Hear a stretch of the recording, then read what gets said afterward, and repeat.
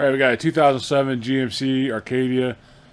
He called me yesterday and said that he's having electrical problems with it, and we kind of went over a little bit. He pulled up to his house and turned the key off, and nothing happened. I guess the engine kept running. He said throughout the day, the rear windshield wipers were going off on their own, even with the switch off. And then he said he pulled it in back. He started it back up, pulled it in the garage. I guess shut it off, and came back out later, and the radio was still on, and I guess the headlights maybe were taking a long time to go off. And throughout the conversation, he told me that since he's had, or I guess after he's had it a while, it's 07, and it's got about 150,000 on it, something like that.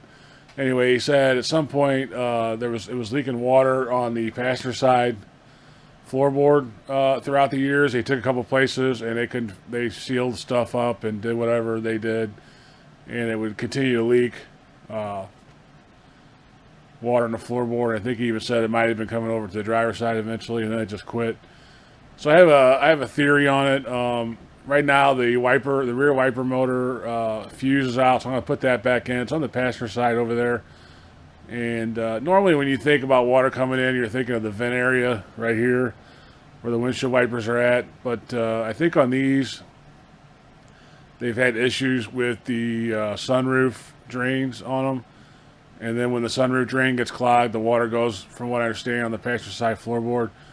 And we've had a lot of snow. We got a lot of snow last weekend here in St. Louis. So I think what's happening is either ice or snow was around the sunroof and dripping in onto the fuse box, because the fuse box is right on the passenger side, right where we come in by your feet, where he said it was coming in at. So I'm going to try to prove that theory out today. I'm going to pour some water down the sunroof vent holes and see if it starts leaking inside. And I'm going to put that fuse back in and see. I came out today and the battery was completely dead, so I don't know if what else is on that fuse box that might be on still. But anyway, that's what we're looking at, is this situation. So I'm going to go over and put that fuse back in the fuse box on the passenger side for the wipers, and just turn the key on and see if they come on without the key on. I mean, it's sat overnight, so it might dry out enough to where the problem went away temporarily. So anyway, we're still going to see if we can get that sunroof to leak and see what happens. Anyway, I'll show you all that, and we'll get to starting on the passenger side over there and see what's going on. All right, so I'm going to pour some water down the sunroof drain holes. I'll show you that after I'm done with this. I went ahead and already did it, and there's definitely water intrusion coming in. Just look right in here in this area, and you should see some water coming out. It's getting into the interior here, right on top of the fuse box. So let's pour. I'm going to pour some down right now.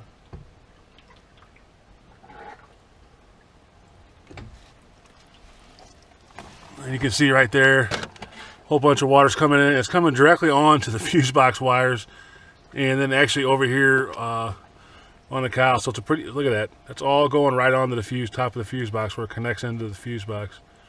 So you can see how that could cause all kinds of issues. I don't know if we can just pull. What I'm going to try to do is put some compressed air through that hole and see if that opens it up enough, or if there's something actually wrong with the drain tube. And I'm not really sure how I would fix that per se. I don't know if the whole sunroof had to come out or what, but we definitely got to figure out a way to prevent that water from leaking directly on. And you can see, I'll show you right here. Take you off this for a second. When that water is leaking, it's going right on those two big connectors right there for the fuse box. And I'm sure that's causing all kinds of havoc. So the first thing we're going to do is try to blow those holes out and then put a bunch of water down and see if it fixes it. If that doesn't fix it, I'm not sure. Honestly, I'm not really sure how to fix the drain tube on the. I have to do some research on it. But I'll go up and show you that real quick, where I'm putting the water in at, where the holes are at. But yeah, that's the problem right there. And that fuse box has all kinds of stuff in there. It's got the rear wipers and all that stuff, so it would cause all kinds of electrical issues if you're getting it wet like that. So I'm going to go up top, show you where the drain holes are at, and then we'll try to blow them out. The car is leaking on the ground, so some of it is getting through.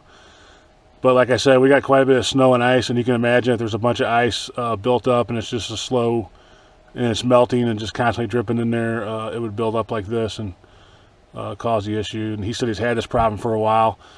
So this is what it is, and I'll show you where the drain holes are at real quick, and then we'll try to blow them out and see what happens. All right, so this is the top here with the sunroof open. You can see here, this is the channel where all the water will collect, and then I'm going to try to spin you over. I don't know, I can't see it from where I'm at, but there should be a drain hole right in here. There's one on each side. I can't see what you can see, but yeah, should be like right, yeah, it's right here, so I can feel it with my finger. So hopefully you can see that on the camera. I can't see what you can see, but it's right here. So what I'm going to do is just stick some compressed air down there with my air hose and try to blow both of those out and see if that helps the problem. If it doesn't, then like I said, I'm not sure what to do from there, because I'm not going to tear down his headliner and do all that. That may be someone else to try to fix those, because I'm not sure. I would have to look it up and see. But anyway, we're just going to try to blow it out. Hopefully there's just debris and stuff in there. Sometimes I know leaves and things like that get in there, and then it clogs it up and it can't flow well enough. All right, so I went ahead and blew it out. It's still leaking into the interior when I pour water down there. So we're going to go to the next step, is we're going to pull these A-pillars apart here.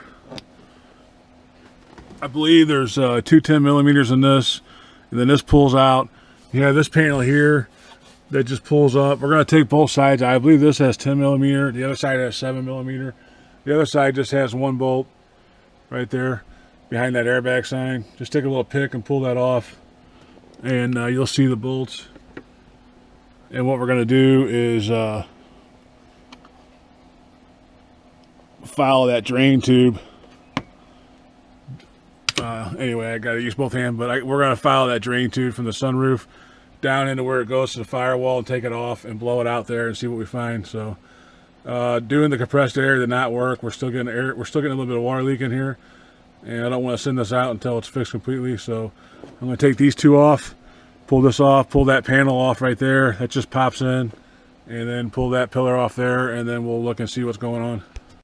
All right, so what I did here is just put a small pick under this, kind of lift it up a little bit, and then got my cat claw under there, and just gently pulled it up.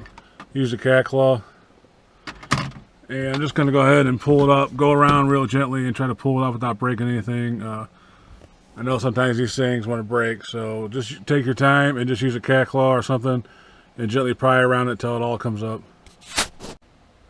All right, so what you're going to do is just follow this tube down. This tucks back in here, and what you're going to do is just grab a hold of this rubber piece right here and pull it out. And this is where they clog up at, and I don't know, you probably can't see in there, but we're going to take it over the bench. This is definitely clogged. Looks like it's got a small hole for water to go down, but it looks like a lot of it, there's like a pretty big clog in this. So let's take it over the bench and see what we pull out of here, and just pull this straight out. It goes into the firewall like this. Just pull that straight out, and then this is usually where they clog, I guess, is on this little elbow. All right, I'm just going to push this through and see what I can get coming out. So there, piece of